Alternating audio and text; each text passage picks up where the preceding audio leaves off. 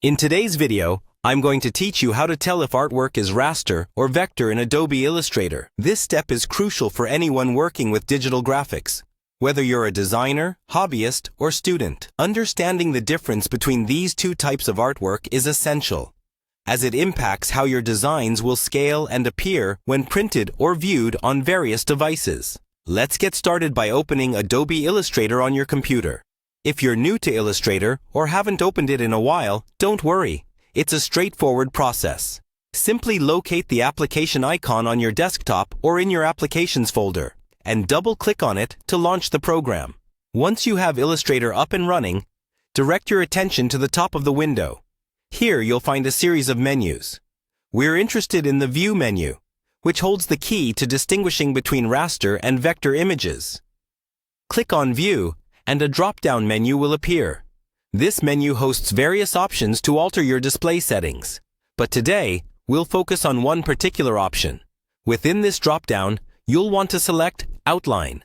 By choosing Outline, you're shifting the visibility of your artwork from the standard preview mode into a mode where the structure of the objects is visible. This step is where the magic happens. It's here that you can determine if your image is raster or vector. Now, let's decipher what you see. If the artwork consists of tightly packed grids of pixels, resembling a mosaic pattern, then you are dealing with a raster image. Raster images are pixel-based, and while excellent for detailed and rich color images, scaling them up significantly can lead to a loss of quality and a pixelated appearance.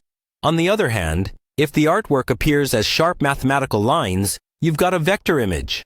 Vector graphics are based on mathematical equations, allowing for scalability without loss of quality. This means you can resize vector artwork to any size, from a business card to a billboard, without it becoming blurry or losing detail. And there you have it.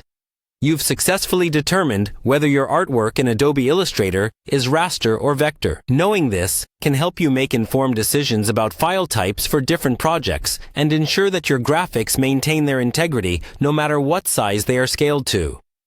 Feel free to explore the other tools and features in Illustrator to enhance your designs even further. Thanks for watching, and I hope this guide was helpful. Remember to subscribe and stay tuned for more tips and tutorials on digital design.